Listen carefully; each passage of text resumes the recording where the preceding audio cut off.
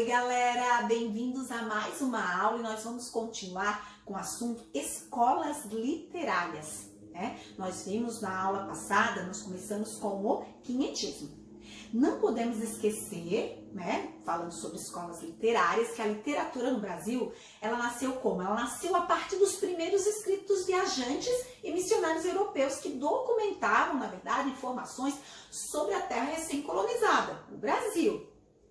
Embora, gente, esses primeiros escritos não possam ser considerados como literatura de fato, por estarem, né, demasiadamente presos à crônica histórica, são compreendidos como ponto, na verdade, o ponto de partida para a formação da nossa identidade literária e cultural. A literatura no Brasil, vamos dizer assim, ela está intrinsecamente ligada à literatura portuguesa.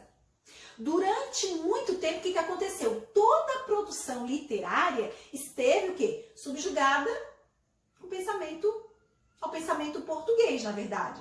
Somente a partir do romantismo, que a gente dá início à era nacional, nossa literatura, ela começa a se emancipar e alcançar uma certa autonomia. E começa a criar as manifestações literárias próprias brasileiras. E para facilitar e estudar a nossa literatura, né, de modo assim didático, as escolas foram divididas, né, com as suas temáticas peculiares, cujos textos e autores eles vão se aproximar de estilos e de ideologias também. Por isso que a gente coloca lá, estudando as escolas literárias parte a parte. Começamos com a era colonial, em que nós temos quinhentismo, barroco e arcadismo. Quinhentismo, nós vimos, começa a nossa literatura, na verdade, começa dali com as informações levadas ao rei Dom Manuel, e hoje nós vamos dar início ao barroco. Então, vamos lá. Como vimos, a nossa literatura ela é dividida em duas eras. Era colonial e era nacional. A era colonial, a gente tem que entender que o Brasil ainda era colônia. Então, a nossa literatura vai começar mesmo lá no romantismo, lá que dá início à era nacional. Mas, por enquanto, vamos entender a história a partir desse momento que a gente era colônia ainda. Então, nós já vimos o quinhentismo, lá de 1500, a descoberta do Brasil, os textos informativos, a catequese dos índios, né? Agora a gente vai para o barroco.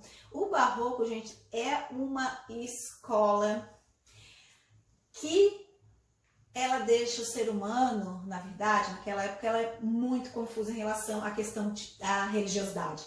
Então, na verdade, o barroco ele tem início em 1601, ele pode ser conhecido também como seiscentismo, vamos dizer assim, o barroco, tá? 1601, lá no século 17, nós temos o barroco. O que estava acontecendo foi um momento histórico na época lá da escola literária barroco, na manifestação barroca, né? Onde a gente consegue identificar, na verdade, uma escola literária pelas manifestações que a gente consegue encontrar ali, principalmente históricas, né? Estava acontecendo o quê? A Contra-Reforma, lembra a Contra-Reforma?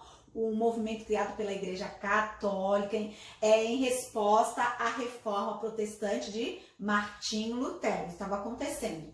Depois, domínio espanhol sobre o português, né? A crise de sucessão lá no reino, né, coloca Filipe II da Espanha no poder, tornando-se tanto o rei da Espanha, né, quanto o rei de Portugal também. Cria assim, essa é uma história longa, né, pra gente ter que aprofundar bem essa parte, mas estava acontecendo tudo isso, olha só, nesse momento aí. Depois também tem o antropocentrismo, né, agora o que é? O homem, o centro do cosmos, né, tinha o teocentrismo, que Deus era o centro de tudo, digamos assim. Então, momentos históricos, gente. Imagina a confusão, né? lá no Barroco, tudo isso acontecendo, quanta coisa para escrever, tanta coisa para produzir, como é que estava a cabeça dessas pessoas na época dos escritores. Características, como é que a gente percebe a obra barroca, quais pontos que a gente consegue perceber, quais características a gente consegue identificar numa obra, numa literatura barroca. E não podemos esquecer, gente, que a literatura, que o barroco está presente em muita coisa, não só na literatura, arte, arquitetura, religião, tudo que vocês possam imaginar tem uma pincelada barroca, vamos dizer assim. Minas Gerais lá, né, se vocês quiserem entender um pouquinho mais sobre o barroco, ó, Minas, dica, lugar onde o barroco está presente, tá, gente? Na questão da arquitetura, nós temos também as esculturas, tá? Igrejas lá, gente, tudo barroca, vamos dizer assim, tá? Então, as características, começou lá. Encontramos na literatura barroca o dualismo, gente, esses conflitos, tá? Entre fé e razão, corpo e alma, vida e morte, as antíteses da vida, vamos dizer assim. É uma também das características da literatura barroca. E também da questão toda barroca, né? A gente vai perceber pintura, tudo isso que a gente consegue enxergar, né? Que tem esse dualismo, tá? Depois, religiosidade, gente. Religiosidade, tá? Mas a religiosidade em geral não está só na verdade, a religiosidade no barroco está presente em toda a arte barroca, não só na literatura, tá?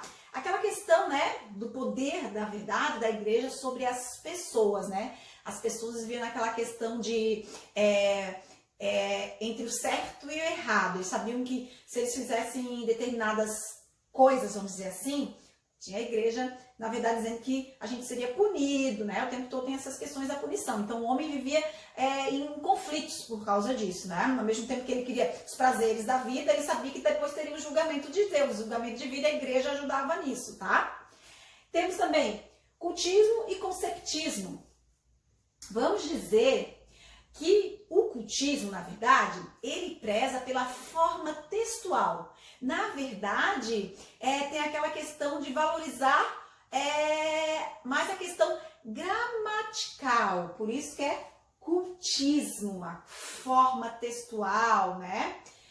Já o conceptismo, ele não ia pela forma textual, na verdade pelo conteúdo que pudesse, na verdade, convencer o leitor, uso de argumentos, né, para convencer o leitor. Não estava nem aí para a questão mais gramatical, mais textual. Ele queria um texto que tivesse conteúdo, não se preocupava com a forma, mas sim com o conteúdo em si, tá? Feísmo, né? Feísmo são as cenas produzidas, cenas trágicas, aspectos cruéis, né? Dolorosos e grotescos na questão, tanto na literatura, na pintura, nas artes em geral, tá? Nós temos também fé e a razão, como eu disse, né? Fé e a razão. O homem vivia, né? Essas questões da religiosidade, entre prazeres da vida e também a questão do julgamento divino, né? Era difícil, né? A questão religiosa, um tempo, era muito complicada, o homem, na verdade, sofria, vamos dizer assim, uma lavagem cerebral no sentido que tudo que ele fazia, né?